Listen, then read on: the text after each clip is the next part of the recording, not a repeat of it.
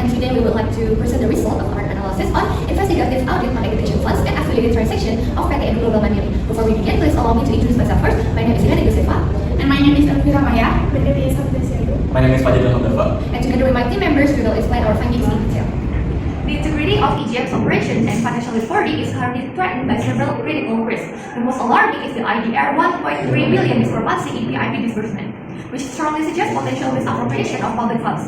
Additionally, the procurement of digital textbook from a related party company at prices 20% above market value and without an open tender raises serious concerns regarding conflict of interest, overpricing, and inappropriate use of public resources. These issues are further aggravated by weak ID controls, particularly the absence of an audit trail in the document system, which creates opportunities for unauthorized data manipulation. To understand the broader implication, the risk can be viewed through textual analysis. First, political, BOS and PIP funds are highly sensitive because they involve public resources. Any misuse can trigger major political pressure, intense public attention, and legal investigation. Second, economic, overpricing in procurement and errors in the reporting of credit income threaten EGM's financial sustainability. Third, social, misuse of educational funds negatively affect students, parents, and teachers, damaging public trust and the institution's reputation. Fourth, technological, weak audit trails in the document system undermine data reliability and accountability. Fifth, environmental, although digital textbooks reduce paper consumption, the lack of transparency in procurement reduces the positive environmental impact. And the last one, legal, the PIP discrepancy could lead to corruption allegations, and weak audit documentation might violate ISA 230, increasing EGF exposure to regulatory penalties and legal consequences. Testing of control or TOC assess of effectiveness of internal control in two main areas. One is PIP fund distribution and digital book purchase. For PIP fund, testing covers authorization, segregation of duties, bank reconciliation, and withdrawal of the fund transfer process to students.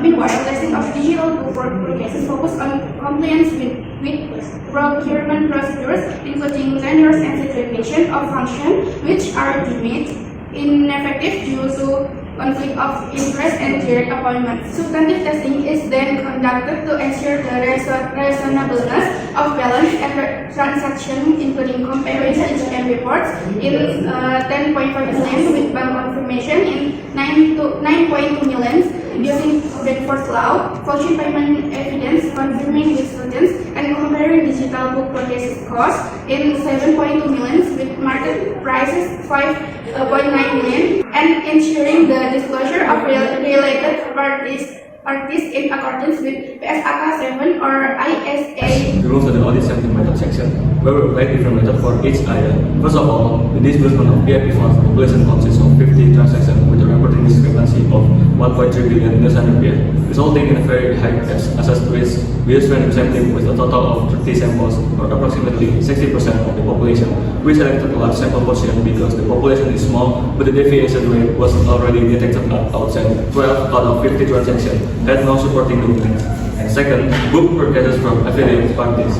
The population consists of 100 transactions, and there was overpricing up to 20% above market value.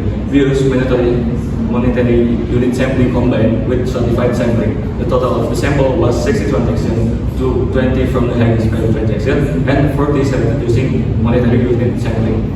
Third, operating revenue. For this, we again use monetary unit sampling. This was due to a significant discrepancy between the company's reported amount of 5.8 billion Indonesian rupiah and third-party confirmation of 4.1 billion Indonesian rupiah. Selected sample size range from 30 to 40 transactions, focusing on high value items. The fourth is operational expenditures. For operational expenditures totaling 9.7 billion Indonesian rupiah, we applied systematic sampling with a total of 40 samples. We include all 15 high-value transactions, and the remaining samples were selected systematically. And fifth, data change in the document system. For this area, 25 data modification make user ID because the population is small and the risk is very high. We perform 100% testing. And the last, prior year working papers. Finally, to assess the reliability of the prior year's audit documentation, we use haphazard sampling. A total of 50 to 20 documents were reviewed, including all high-risk documents, such as those related to PIP and book cases. The legal implication indicate the risk of misuse of public funds related to the PIP fund discrepancy of IDR 1.3 million, which potentially violates Law 31/20 1999, Law 20/2001, and Presidential Regulation 16/2018. For the audit technology we use, first is data analytics tool, second computer assisted audit technique EQ, third IT forensic and system audit, and the last is text mining and document analytics. First, our audit documentation follows ISO 230. That means we record every step right after we do it. We document the bank reconciliation, the flow from approval to disbursement to study receipt, the review of applicant transaction, and the IT control checks. The audit program tells us our schools what procedures we perform, who does them, and what evidence we need. From our findings, we develop kind recommendation. We must strengthen fund reconciliation and audit trails to the student data system and verification whether affiliate transaction prices are reasonable.